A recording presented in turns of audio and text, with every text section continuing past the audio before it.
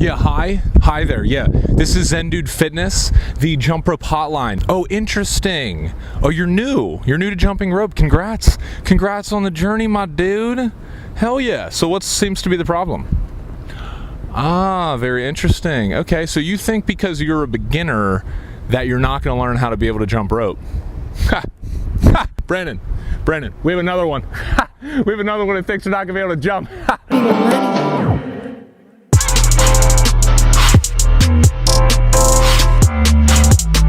What's up, players?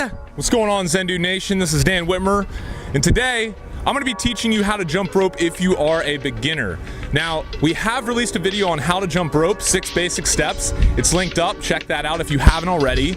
But from getting so much great feedback from the YouTube community, we've started to focus in on a little bit more of what you guys really truly need help with if you are a beginner. Brandon and I, first of all, cannot thank you guys enough. We love the momentum that's building, and we love hearing about the stories of people losing weight and living a happier life through doing jump rope. In this video, we're gonna go over the fundamentals again, but we're really gonna focus in on the difficulties that most of you have been telling us that you're facing. If you like this tutorial and want more of them, give it a thumbs up below. And go ahead and subscribe to our channel if you want more workouts, tutorials, and everything involving getting lean with a jump rope and your body. After learning how to jump rope, if you're a beginner and you want to get started with some workouts that kind of ease you into the workouts that we do here at Zen Dude Fitness, go ahead and click the link below and check out our free 4-week challenge. It's great for beginners. If you're advanced, it works too, but especially good if you're just starting out. We also have our recommended jump rope that I'm using in this video linked up below. It's cross rope. It's awesome. It's the best, most durable rope that we found thus far, so check it out. First of all, guys, just to talk a little bit about what we talked about in the last video,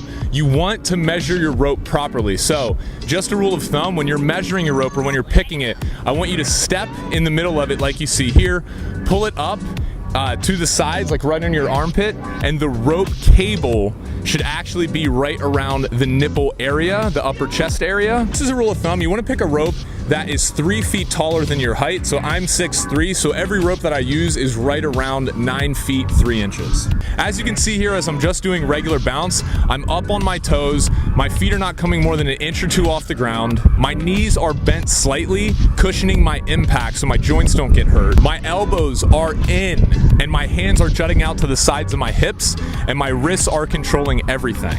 Now, a mistake that most people make when starting out that we get a lot of feedback about is they do 2 jumps, as you see here, for every time the rope swings around. I want you guys to get rid of this mentality and start. It's the easier way to jump rope, but it's not the correct way. And if you start off doing that, it's gonna be a lot harder to get yourself into just doing 1 skip for every rope turn. Okay, so what I want you guys to do is start off by just hopping. 1, 2, 3, 4, 1, 2, 3, 4, and get that consistent rhythm down and get used to counting, and then envision the rope spinning 1 time underneath you every time you do that. Now that brings me to my next point, guys. This might seem a little bit difficult at first, but let's incorporate the rope, and all I want you guys to do is practice swinging through 1 time and then stopping. So if you notice here, I'm just putting the rope behind my back, swinging it once underneath my legs, counting 1 and stopping, and then I'm resetting and I'm doing that again. All right, good. Now that we have that, let's move up to 2 times. So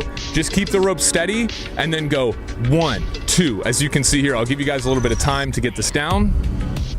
And as you see here, I'm just going 1, 2, and then stopping. 1, 2, and then stopping.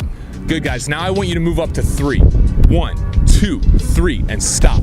1, 2, 3, and stop. What this is doing is training your mind to always associate 1 rope skip with 1 time jumping your feet instead of 2 times jumping your feet. And this is essential if you want to spin the rope fast, if you want to be able to do a lot of tricks, and just overall, you know, look like a ninja. The next thing I want you guys to focus on is jumping only 1 to 2 inches off the ground. A lot of people, when they first start out jumping rope, is they jump too high off the ground, and this causes shin splints, it causes aches and pain in their knees and ankles, and it's just unnecessary, guys. If you jump rope correctly, it is a low impact sport or exercise that is actually better for you than jogging. So guys, the only trick where we're jumping higher off the ground is really the double under, or any trick where you're swinging the rope more than 1 time through in 1 hop. So for everything else, most tricks included, you're just gonna be coming 2 inches off the ground at most, maybe a little bit higher sometimes as you watch me here, but you want to maintain those bent knees and just cushioning every single hop that you have so you can jump rope for longer periods of time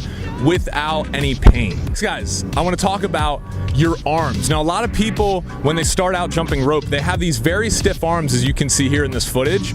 And what this does is it does not allow the rope to be tight when spinning around them. So they're really working their shoulders super hard. But the problem is there's no forearm or wrist action, so the rope is not spinning around tight. An analogy that I like to use is, think of a baseball player. If there's a pitcher and he has the ball like this and he's throwing it with a straight arm, first of all, he's not going to be able to throw it that hard, and he's probably not going to have that much accuracy, as opposed to if he winds up like this and coils it and kind of spins his arm around and throw it. You can throw it much faster if you bend your arm. The same applies to jumping rope. You're not going to be able to spin the rope fast and keep it tight if your arms are super stiff like this. You need to make sure you're getting in proper arm motion with your forearms. So keep the elbows in, let the forearms and the wrists do everything. They're gonna make sure that the rope stays tight as it spins around, which will allow you to go faster and do more tricks. Which brings me to the wrists. The most important part that anyone can focus on when jumping rope as a beginner is your wrist. Now, if I turn to the side angle here, you can see this little range of motion going on with my wrists. Just pretend that my wrist socket right here is just a ball bearing, and that is swinging the rope around. That's how you keep it tight, and that's how, if you notice here in this footage, it looks like I'm pretty effortlessly spinning the rope super fast.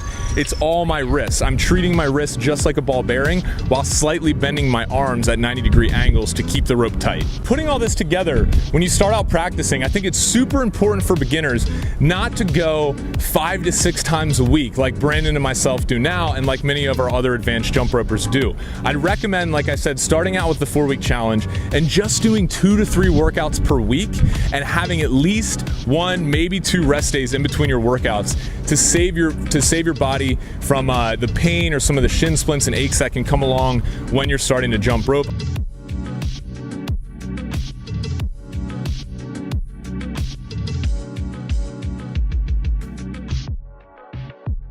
Yeah, I know, okay, and my mic's also still broken. Brandon like freaking left to LA and left me with this one. What a friend, huh? Calls me his brother. I don't know where the brotherhood is there, you know? Whatever.